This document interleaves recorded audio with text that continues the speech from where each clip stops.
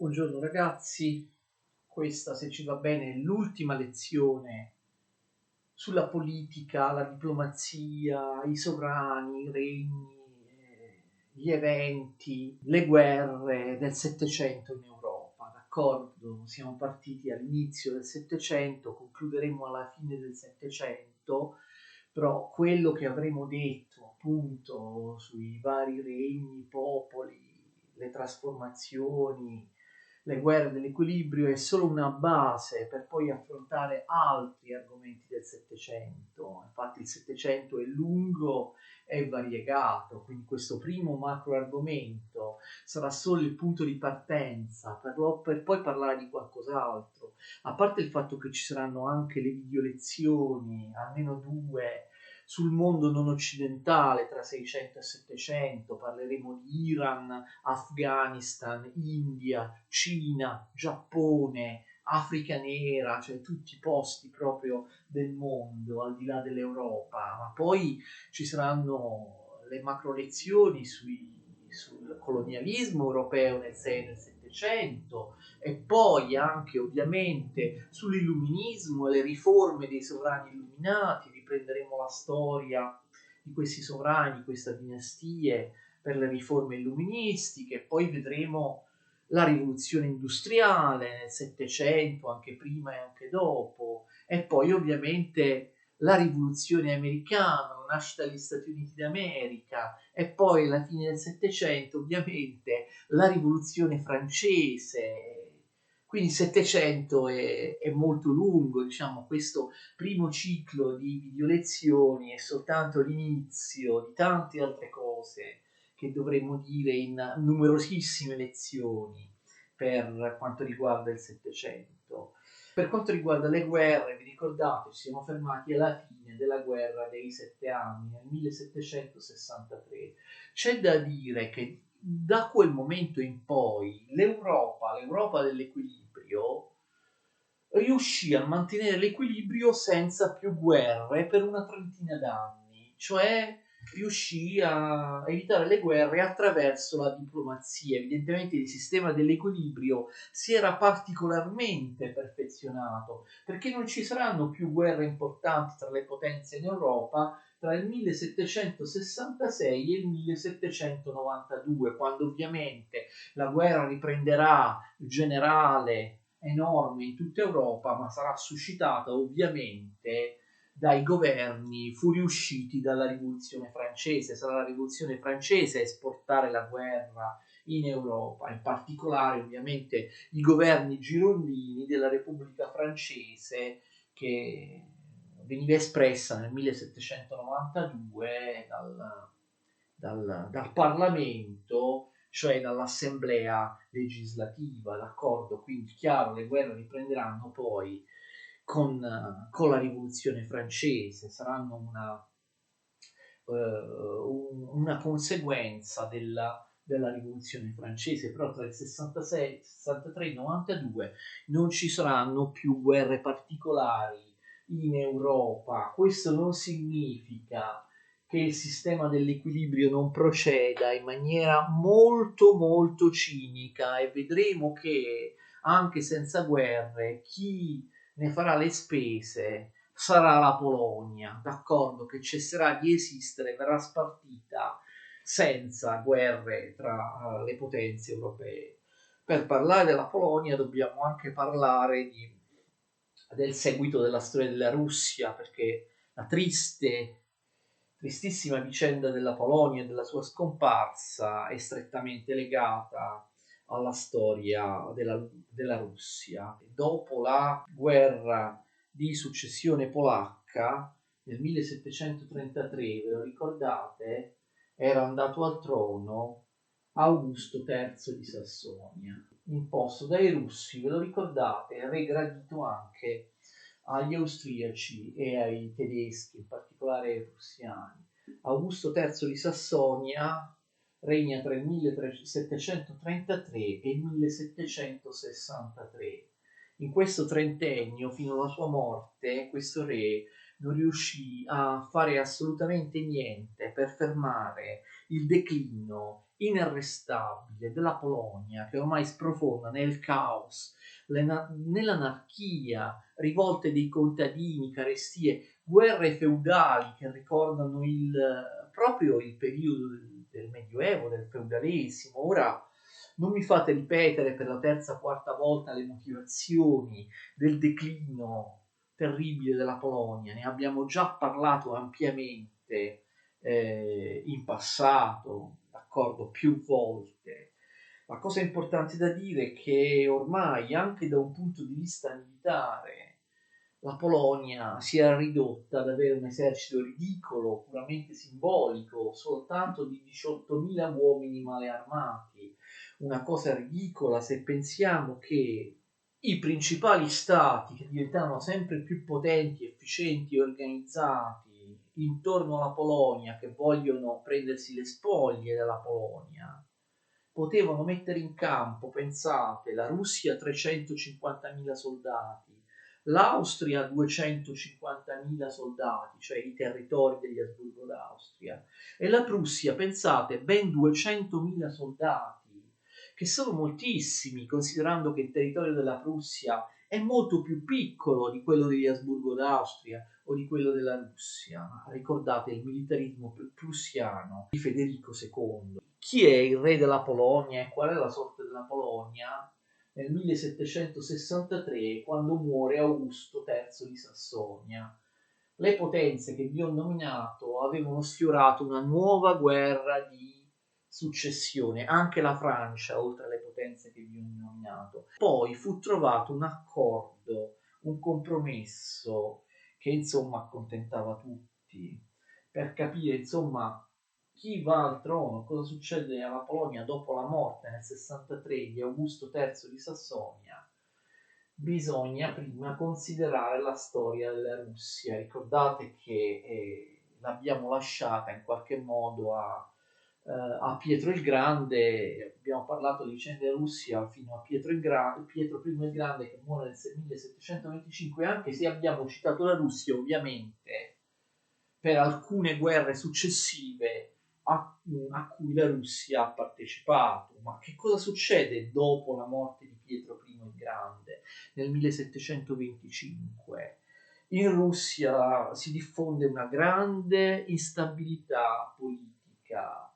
Succede che dopo Pietro il Grande ci sono ben 6 zar della sua famiglia che si avvicendano al trono, spesso in modo violento, d'accordo, compresa sua moglie e parenti più o meno stretti, prendono il trono. Molto spesso uno di questi parenti va sul trono, diventa zar, poi viene detronizzato, viene ucciso da un altro parente, insomma una sorta di dissidio familiare, di sterminio familiare. Abbiamo già visto che la famiglia dei Romanov funzionava così, era abituata così, continuò ad andare avanti così anche nell'Ottocento, anche dopo, vedremo anche nell'Ottocento. Il problema era il sistema di successione. Ricordate che nel 1613 un'assemblea del regno designò la famiglia dei Romanov come zar di Russia, ma non c'era un sistema di successione, cioè in teoria l'assemblea del regno, attenzione, della Russia, doveva riunirsi ogni volta che un Romanov moriva per designare un successore. In realtà questo successe soltanto 2 volte, d'accordo? Poi iniziò a capitare che all'interno della famiglia dei Romanov, quando moriva qualcuno, andava al potere semplicemente chi, anche con la violenza, occupava il potere, eventualmente eliminando tutti gli altri, d'accordo? Quindi un sistema di diritto barbarico, simile a quello che esisteva, non è un caso isolato, nell'impero ottomano tra i turchi. Anche lì da secoli, e ne abbiamo parlato in alcune lezioni del passato, succedeva che quando il sultano moriva, il sultano successivo era semplicemente quello che riusciva a prendere il potere, sconfiggendo e spesso ammazzando i propri fratelli, considerato che il sultano aveva moltissimi figli, perché poteva avere, secondo un uso musulmano, molte mogli. E molto spesso la successione al sultano era decisa, ve lo ricordate, dai giannizzeri, da questo corpo scelto della fanteria ottomana, che quando moriva un sultano decideva di fatto la successione perché appoggiava militarmente il candidato preferito, d'accordo? I giannizzeri diventano un partito politico che sceglie il nuovo sultano. Addirittura nell'impero ottomano a un certo punto fu varata una legge che legalizzava, che rendeva legittima l'uccisione dei fratelli da parte del sultano che è riuscito a occupare il trono. Quindi anche il trono di Russia era, diciamo così, non era né elettivo, non era e neanche ereditario. Ormai tutti i paesi europei avevano un trono ereditario, tranne l'impero germanico, in cui comunque il titolo di imperatore non contava niente, e tranne ovviamente la Polonia, in cui la monarchia era elettiva. Abbiamo visto che questo fu una delle cause del disastro della Polonia. Ad ogni modo, la successione dei Romanov in Russia non era né ereditaria né elettiva, era occupativa, come disse con una battuta di spirito il grande illuminista Voltaire. Moriva uno zar dei Romanov, chi riusciva all'interno della propria famiglia di solito a occupare con congiuri di palazzo, omicidi e cose il trono, diventava il nuovo zar. Questa situazione non era particolarmente sostenibile. Vi ricordate che anche Pietro I il Grande andò al trono in seguito a un dissidio familiare? Perché gli Strelizzi, la guardia scelta del Cremlino, ve lo ricordate, che in qualche modo corrispondono ai giannizzeri, decise di mettere da parte lui e di mandare sul trono Ivan, assistito dalla sorella Sofia, vi ricordate? Poi lui con la violenza riuscì a eliminare Ivan e Sofia e salire al trono. Insomma, la situazione non era più sostenibile, tant'è vero che Pietro I il Grande decide di istituire finalmente una legge di successione. Sceglie la legge di successione peggiore possibile, sapete, quella che era in vigore anche tra gli imperatori romani, basata sulla scelta del sovrano regnante di un successore. Un sovrano regnante poteva designare il suo successore, un nipote, un figlio, il cugino, chiunque.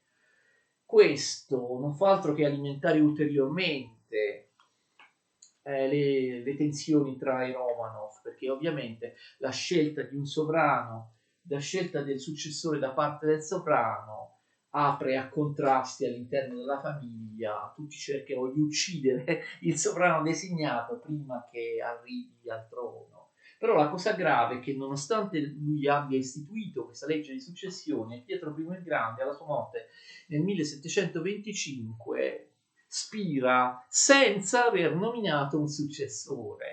Risultato, nei 30-40 anni successivi, quelli della sua famiglia si ammazzano tra loro, non ce n'è mai uno, insomma, che riesce a prendere il potere stabilmente. Finché, insomma, diciamo che l'unica dal 41 al 61 è la figlia maggiore di Pietro il Grande, che si chiamava Elisabetta, la zarina Elisabetta Romanov di Russia.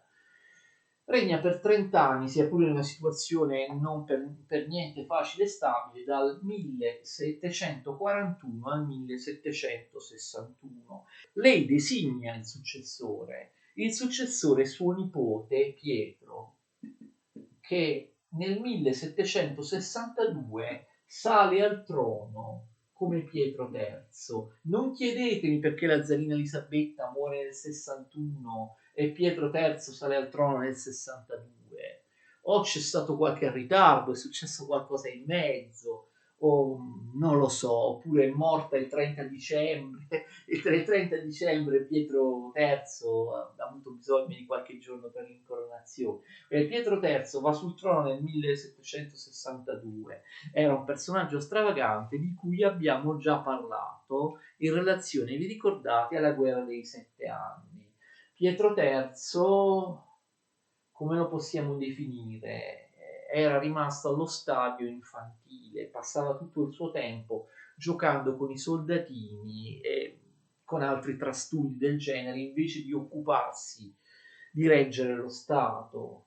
Abbiamo già detto, parlando della guerra dei 7 anni, che incredibilmente, mentre la Russia con Elisabetta, insomma, aveva riportato numerose vittorie contro la Prussia, occupando i possedimenti prussiani, distruggendo il regno di Prussia, anche la capitale, Berlino, era stata occupata e Federico II di Hohenzollern era stato costretto a fuggire. Incredibilmente Pietro III arriva sul regno, siccome lui è filo tedesco e filo prussiano, gioca con i soldatini che vincono nei suoi giochi sono sempre quelli prussiani con uniforme prussiana. Lui incredibilmente esce dalla guerra, l'abbiamo già detto ma lo ripeto, pur avendo conquistato tutto il regno di Prussia, incredibilmente esce dalla guerra dicendo a Federico II non ti preoccupare, io ammiro la Prussia, ti restituisco, faccio la pace, ti restituisco tutti i territori. Vi ricordate? E questa fu la fortuna di Federico II. La fortuna che è un cambio dinastico, da Elisabetta muore, arriva un altro. Incredibilmente, in questo modo si salva Federico II di Prussia. Pietro III era incapace di governare e aveva buttato via enormi conquiste con la sua decisione, no, di uscire dalla guerra. Infatti pochi mesi dopo, ho detto la famiglia romana funziona così, Pietro III viene eliminato in una congiura di palazzo. Al suo posto, attenzione, sale al trono Caterina II.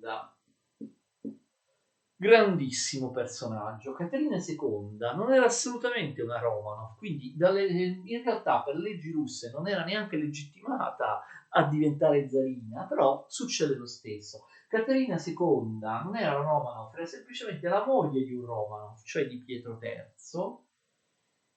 Lei stessa, non è sorprendente, aveva organizzato il complotto per ammazzare il marito e prenderne il posto. Caterina II era tedesca di Danzica, era un grande personaggio, uno dei grandi personaggi della seconda metà del Settecento, insieme a Federico II di Prussia, a Maria Teresa d'Asburgo d'Austria, anche lei una donna come Caterina II, grandi personaggi che faranno le riforme illuministiche e di cui parleremo appunto quando affronteremo le riforme, le cosiddette riforme dei sovrani illuminati, il dispotismo illuminato. Caterina II, esattamente come Federico II di Prussia, era amica personale degli illuministi.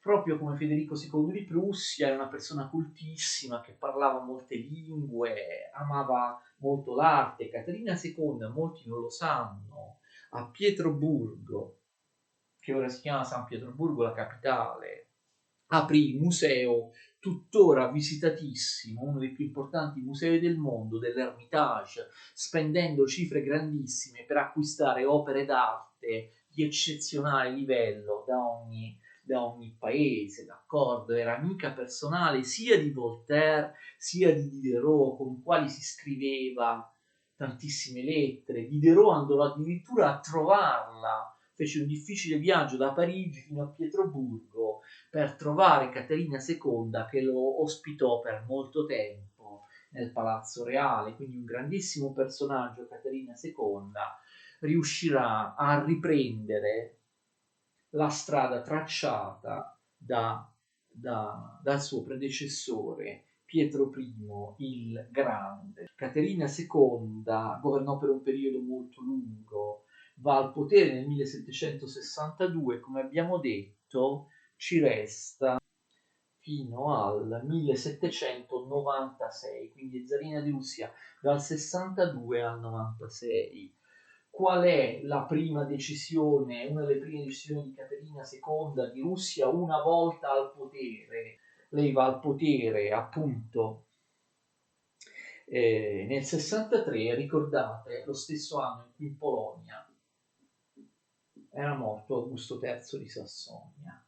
Allora Caterina di Russia, con l'accordo di Austria e Prussia, nomina il successivo re di Polonia dopo Augusto III di Sassonia. Lo nomina perché ormai, ricordate, la Polonia è uno stato fantoccio della Russia e quindi la dieta polacca, l'assemblea del Parlamento dei nobili, vota il candidato che che Caterina II gli dice di votare. Questo candidato è Stanislao Poniatowski. Era un militare, era un po' raccomandato perché in passato era stato l'amante di Caterina II. Pensate, facciamo pure del gossip. Stanislao Poniatowski non è minimamente in grado di fermare il disastro della Polonia. Subito dopo, anzi, la sua nomina, scoppia una guerra civile perché il partito antirusso si ribella, c'è una terribile guerra civile e una rivolta dei contadini. Attenzione, molti contadini che si ribellano sono ucraini, perché ricordate che la Polonia possiede ancora la parte occidentale di Ucraina e Bielorussia, e lì, attenzione, lì non sono cattolici come in Polonia, lì sono ortodossi come in Russia, e quindi i contadini ucraini vogliono unirsi alla Russia. Attenzione, vi ho già detto in passato, lo ripeto, che l'ottusa controriforma cattolica, l'intollerante in Polonia, diede la scusa alla spartizione della Polonia, perché da una parte nei territori orientali della Polonia c'erano gli ucraini, i bielorussi che erano ortodossi, volevano sottrarsi all'intolleranza cattolica unendosi alla Russia ortodossa, quindi facendo una secessione. Dall'altra parte a ovest ricordate che la Polonia possedeva ancora molti territori tedeschi, tra cui la Prussia occidentale, dove erano calvinisti e soprattutto luterani, comunque protestanti, e quindi lì in Prussia occidentale si volevano staccare per unirsi ovviamente al Brandeburgo, che era diventato regno di Prussia perché già possedeva, vi ricordate, la Prussia orientale. Quindi l'abbiamo detto già in passato, ma lo ripeto, sarà fatta cinicamente la spartizione della Polonia tra Austria, Russia e Prussia, ma purtroppo all'interno della Polonia stessa si crearono i presupposti di questa spartizione, perché un pezzo dell'Oriente voleva staccarsi e unirsi alla Russia, un altro pezzo di Polonia Occidente voleva staccarsi e unirsi alla Prussia, e quindi questo fu la scusa delle spartizioni, perché quando fu spartita la Polonia, adesso vedremo, le tre potenze che la spartirono diranno: ma noi facciamo quello che i polacchi stessi vogliono, anzi ce l'hanno chiesto noi di invadere il paese perché vogliono sottrarsi all'intolleranza della Chiesa Cattolica. Quindi che cosa succede? Niente, la Polonia proprio cade assolutamente nel caos. Fate attenzione, nel 1868 Caterina di Russia attacca la Turchia, l'impero ottomano. Caterina di Russia ha subito successo. La debolezza dell'impero ottomano è evidente, e l'impero ottomano inizia a perdere territori, d'accordo? La Caterina II realizza il sogno di Pietro il Grande, ve lo ricordate? Qual era il sogno anche infantile di Pietro il Grande? Quello di conquistare il Mar Nero, uno sbocco sul Mar Nero. Subito le truppe russe arrivano vicino, invadono la Crimea, dove c'era, ricordate, il Khanato dei Tatari di Crimea, sottomesso all'impero ottomano. Crimea è parte della costa sul Mar Nero. Che cosa succede? Qui scatta il cinismo della politica dell'equilibrio. Austria e Prussia dicono: fate attenzione, tu Caterina II, tu Russia, stai guadagnando dei territori, ti stai ingrandendo, per compensazione devi dare anche a noi dei territori, capite? E quali territori sono disponibili? Ovviamente quelli della Polonia. In maniera cinica, nel 1772 abbiamo la prima spartizione della Polonia, capite? La Russia conquista territori ai danni degli ottomani, anche noi, Austria e Prussia, vogliamo dei territori per poterci difendere, per poterci espandere anche noi, per non fare diventare la Russia troppo grande. E ci prendiamo i territori della Polonia. Cinicamente nel 1772 c'è la prima spartizione, che significa non che la Polonia cessi di esistere, la Polonia viene privata, capito, di 3 fette del suo territorio, cioè un quinto del territorio della Polonia, che corrisponde a un quarto della popolazione, viene dato in parte all'Austria, in parte alla Prussia, in parte alla Russia. Spero che sia comprensibile. La Polonia rimpicciolisce perché Austria, Prussia e Russia si prendono 3 pezzi della Polonia vicino al loro confine, d'accordo? Questa è la prima spartizione. La Prussia si prende dalla Polonia la Prussia occidentale, anche se non ricordo male, senza la città di Danzica. Ricordate che questo è molto importante per la Prussia. Ducato di Brandeburgo, capitale Berlino, però si chiama Regno di Prussia. Ricordate infatti che la Prussia, con il suo territorio della Pomerania sul Mar Baltico, lo ricordate, non confinava con la Prussia orientale, cioè per unificare la Pomerania, possesso della Prussia, con un altro possesso della Prussia, cioè la Prussia orientale, bisognava conquistare la Prussia occidentale che stava nel mezzo. Quindi attenzione, la Prussia, prendendosi la Prussia occidentale, fa un grandissimo guadagno, non solo perché la Prussia occidentale è conveniente in sé, capite? Ma la Prussia occidentale consente di unificare i territori della Prussia perché unifica la Pomerania sul Mar Baltico alla Prussia orientale sul Mar Baltico che il regno di Prussia già possedeva. L'Austria si prende la Galizia, la zona sud-occidentale della Polonia, ma senza nessuna giustificazione. La Galizia è abitata quasi completamente da polacchi. Gli Asburgo d'Austria possedettero la Galizia fino alla sconfitta nella prima guerra mondiale. D'altra parte la Polonia risorse solo nel 1919, dopo la prima guerra mondiale. I polacchi in Galizia subirono, lo staremo parlando della prima guerra mondiale, la linea della trincea del fronte orientale passava proprio all'interno della Galizia, mentre la Russia si prende la Russia bianca, che è un territorio enorme. La Russia comunque si prende nella prima spartizione molti più pezzi di Polonia rispetto ad Austria e Prussia. Attenzione. La guerra con la Turchia, questa prima guerra della Turchia, finisce nel 1774 con la vittoria schiacciante della Russia di Caterina II.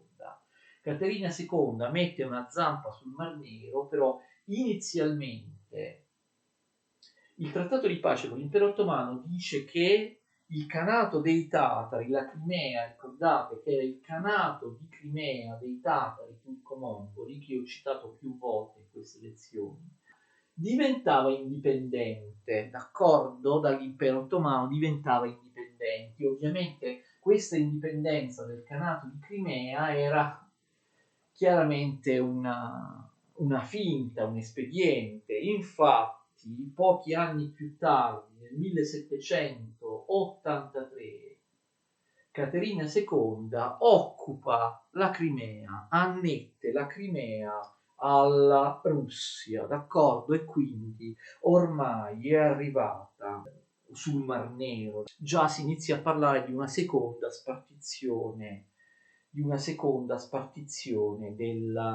della Polonia. C'è un'altra guerra russo-turca che si apre, attenzione, nel 1788. In questo caso la Russia è aiutata dall'Austria che combatte insieme a lei contro l'impero ottomano.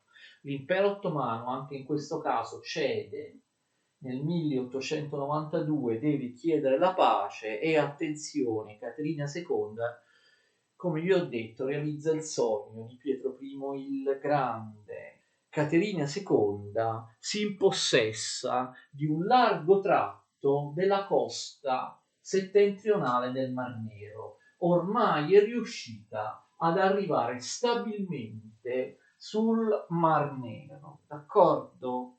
Nel 1792. Il Mar Nero sarà sfruttato anche per entrare nel Mediterraneo. Caterina II nel 1793 fonda l'importantissima città russa sul Mar Nero di Odessa, un porto importantissimo. Naturalmente con un accordo con l'impero ottomano le navi russe sono autorizzate a passare gli stretti Bosforo e Dardanelli possono non solo stare nel Mar Nero, ma arrivano anche nel Mar Mediterraneo. Quindi grande successo ed espansione della Russia di Caterina II, ovviamente i traffici commerci del Mar Nero nel Mar Mediterraneo saranno un grande vantaggio per l'economia e per lo Stato russo.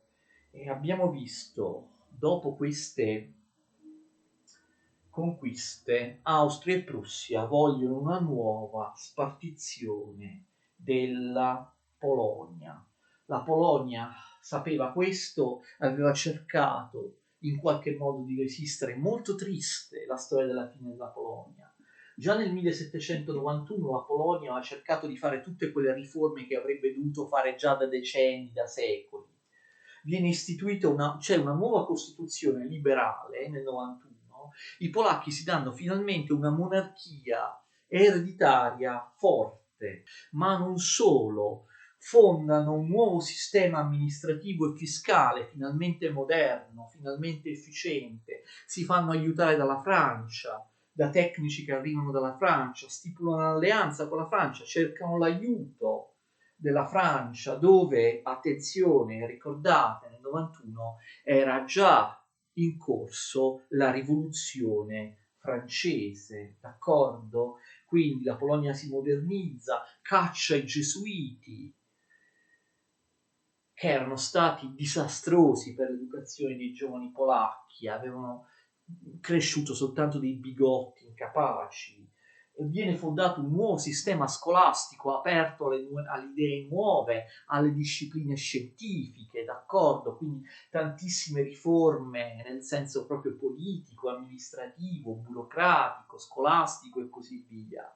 È troppo tardi, ormai non si può fare più niente. La Polonia comunque, qualunque riforma faccia, resta uno Stato del tutto arretrato da un punto di vista economico e da un punto di vista militare. Ci sono ancora i grandi aristocratici con i loro feudi, però un tentativo, diciamo, anche commovente, la Polonia lo fece troppo tardi per salvarsi, d'accordo?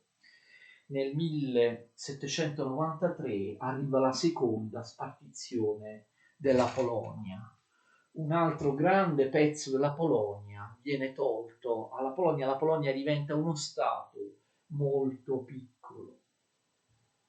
Terribile questo cinismo della politica dell'equilibrio. In realtà, perché queste potenze fanno questa seconda spartizione e anche la terza? Perché, forse avete capito, era in corso una drammatica guerra contro l'espansionismo della Repubblica francese, della rivoluzione francese. E la Francia stava invadendo molti posti d'Europa, quindi i sovrani, anche quelli dell'est europeo, erano molto preoccupati dall'espansionismo francese.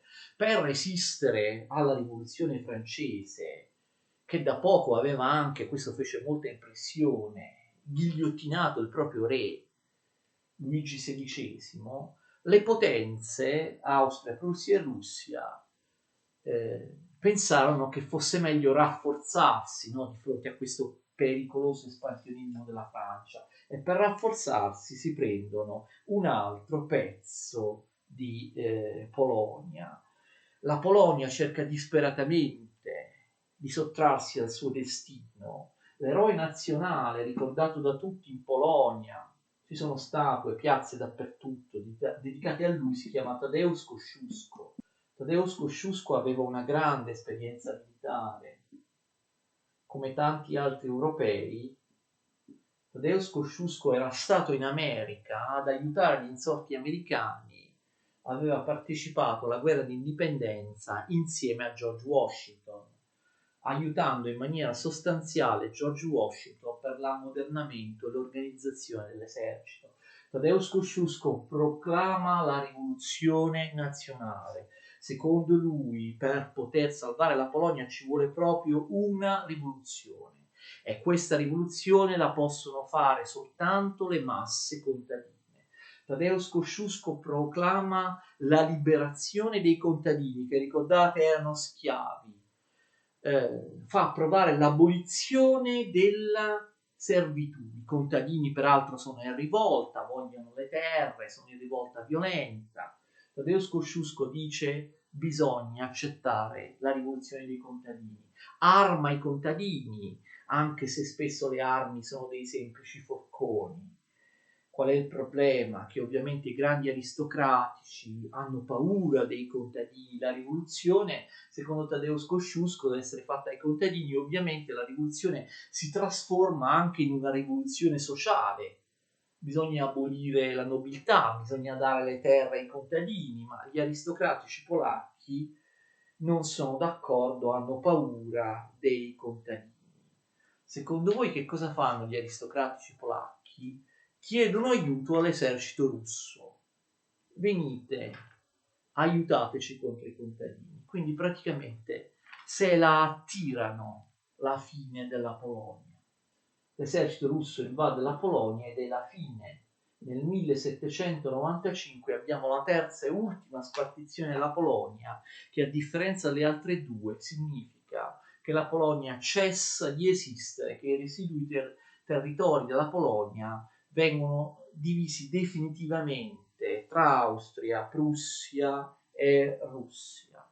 La Prussia si prende Varsavia, l'Austria si prende Cracovia e Lublino, la Russia si prende la Lituania con l'importantissima città di Vilna, che credo che adesso si chiami Vilnius, però all'epoca si chiamava Vilna, da dove tutto era cominciato.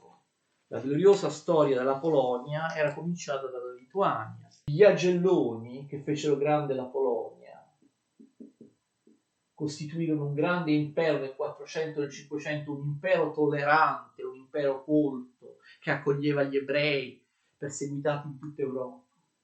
Gli Agelloni erano i re di Lituania, come ho detto in passato, in un altro ciclo di video lezioni. Loro, partendo dalla Lituania, avevano realizzato l'unione tra Lituania e Polonia. Infatti la Polonia per molto tempo sarà chiamata Lituania-Polonia col trattino, Lituania-Polonia. Adesso la gloriosa Lituania degli Agelloni, popolo fiero e combattente, l'ultimo popolo d'Europa a convertirsi al cristianesimo in pieno XIV secolo. Adesso la Lituania finisce alla Russia. Questa è la tragedia della Polonia, che per più di un secolo non ci sarà più, spartita tra Austria, Russia e Prussia.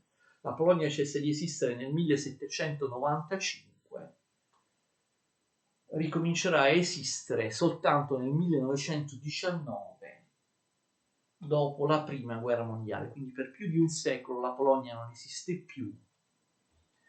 La fiammella del nazionalismo e dell'indipendentismo polacco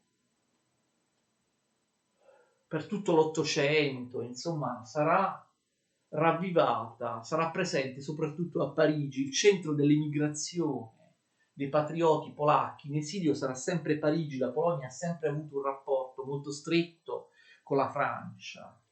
Grandi personaggi come Chopin, il pianista, oppure Marie Curie, la scienziata, erano polacchi e risiedevano in Francia. Marie Curie, molti lo sanno, diede il nome a un elemento chimico da lei scoperto, lo chiamò polonio, proprio per ricordare la sua patria lontana e oppressa. Alla fine delle tre spartizioni, di fatto, la Russia ottiene di più, la Russia si prende quasi 2/3 del vecchio territorio della Polonia. Nel corso dell'Ottocento, lo vedremo con le lezioni dell'Ottocento, parleremo della Polonia anche sottomessa alla Russia e agli altri paesi, parlando del XIX secolo. La Polonia si ribellò più volte alla Russia, ribellioni schiacciate in maniera crudele nel sangue dall'esercito russo. La Polonia fu umiliata dalla Russia fino alla ritirata della prima guerra mondiale, quando la Polonia poi riprese la sua indipendenza. Vedremo che subito dopo la prima guerra mondiale ci sarà anche una guerra tra Russia e Polonia. Vedremo come nel corso dell'Ottocento la Russia schiacciò anche le tradizioni e la lingua polacca, cercando di imporre la russificazione della Polonia, mandando minoranze russe a vivere in Polonia, costringendo i polacchi a usare la lingua russa invece della lingua polacca. Come ho detto un'altra volta, c'è solo un paese in Europa che ha una storia più sciagurata, triste e sfortunata, soprattutto dal punto di vista delle dominazioni straniere, rispetto all'Italia, è la Polonia. La Polonia è l'unico paese, se possiamo dire così, più disgraziato dell'Italia. Adesso abbiamo finito questa carrellata di sovrani, di politica, di guerre del Settecento. Ci resta da parlare, per quanto riguarda il Settecento, del mondo non occidentale, India, Cina, Giappone, eccetera. Poi riprenderemo con altri argomenti del Settecento, il colonialismo europeo nel 6-700 e poi anche con rivoluzione industriale, rivoluzione americana, rivoluzione francese. Non si tratta esattamente di un tornare indietro, perché in fondo la rivoluzione industriale più o meno e comunque afferisce, si può dire, alla fine del Settecento, inizio Ottocento, anche se è iniziata molto prima, e poi comunque anche rivoluzione americana, rivoluzione francese. Sono due argomenti che riguardano la fine del Settecento, però c'è da parlare anche dell'illuminismo e delle riforme dei sovrani illuminati nella seconda metà del Settecento, e quindi riprenderemo anche i nostri sovrani, le nostre dinastie, i nostri alberi genealogici, per vedere anche alcuni sovrani che abbiamo già nominato, ma altri che non abbiamo ancora nominato fino alla fine del Settecento, comunque fino allo scoppio dalla rivoluzione francese. Quindi il Settecento è ancora lungo, ci vorranno ancora moltissime lezioni che io registrerò per voi, sempre in maniera completa, nonostante i miei limiti, cercando di dare il meglio di me, cercando di spiegare in maniera chiara, comprensibile, precisa, puntigliosa. Arrivederci, alla prossima.